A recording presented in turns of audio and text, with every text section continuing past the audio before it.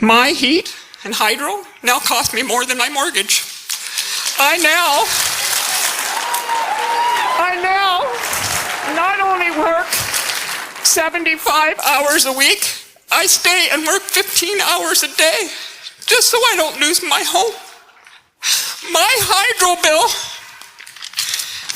I want to share with you. A single family home, one person who works hard with a brace up to her leg, partially paralyzed every single day. I put that brace on and I'm proud to be Canadian, but something's wrong with our system. And I have faith in you and God that you're going to work hard to fix it. How do you explain to a woman how she's supposed to pay a hydro bill $1,085? And I did it. I've done it. I've done it for the last year. I lived without hydro for 5 days after paying a $680 bill. They showed up one day. I came home from work in the hottest day of our last summer to go 5 days in the heat.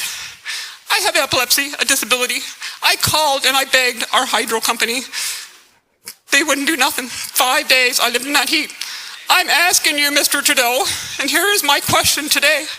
How do you justify to a mother of 4 children, 3 grandchildren, physical disabilities, and working up to 15 hours a day, how is it justified for you to ask me to pay a carbon tax when I only have $65 left of my paycheck every 2 weeks to feed my family?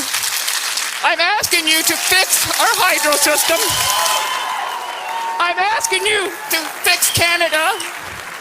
I'm asking you, Mr. Trudeau. I know we need HST. I know we need taxes to fix roads. I know we are a country that welcomes people from everywhere. I'm putting my faith in God and you that you're going to make our country a place that we can prosper again, that I don't have to wake up tomorrow and worry whether I'm thriving or I'm surviving. I don't have to go to work and eat instant oatmeal for lunch and live off Campbell's soup. I make almost $50,000 a year, Mr. Trudeau, and I'm living in energy poverty. Please tell me, how are you going to fix that for me and all of us in rural Ontario?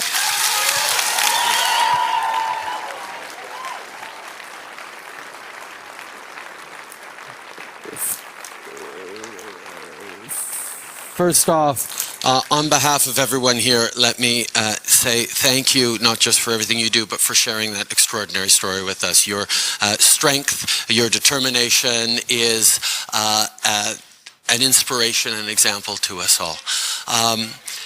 We are a country in which anyone with a quarter of your strength, of your drive, should be thriving and focused on how are you going to spoil your grandchildren with all your energy, as opposed to how are you going to get through the week or the day. A lot of different elements come into your question. A number of them are provincial. Hydro bills are provincial, but as you point out, the federal government's decision to put a price on carbon is something that we have moved forward with, and it's one that is causing consternation amongst a broad range of people, and I understand, because carbon and carbon emissions and carbon is part of everything we do, whether it's heating our homes or getting back and forth from work, or in the products we buy. Justify a person who's barely surviving having to pay for infrastructure for public transit in Toronto who lives in the country. No, I entirely agree. Making money to provide for rebates for people to buy $150,000 electric cars when most of us can even afford a $20,000 car. Indeed. We need to realize that we are in a time of transition right now. That the world is moving off of fossil fuels, and that's a good thing, and it's an important thing, because quite frankly, the extreme weather events that are coming are going to be incredibly expensive, and not just for our communities, but for our agriculture, for people in the north, people right across the country. We are facing a challenge where we have to change behaviors, and it is important that those changes happen in a way that doesn't penalize our our most vulnerable, that doesn't make it more difficult for families who are already stretched thin to succeed. And that's one of the reasons why what we're doing with the putting a price on carbon is we are leaving it up to the provinces to determine whether a carbon tax or a levy or a cap and trade system is right for them. And on the other hand, we are not taking any money outside of the jurisdictions that pay those carbon taxes. So it will be up to the government of Ontario to ensure that you are not penalized, that folks like you don't. We haven't brought in any carbon tax yet, ma'am. It doesn't start kicking in for another few years, okay?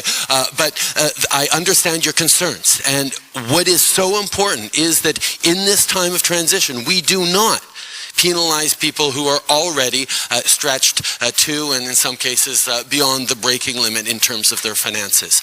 And that's why being smart about how we reallocate those funds is essential, and that's what we're leaving it in the hands of the provinces to do. And I'm trusting they will do that responsibly and not penalize you further and challenge you on that.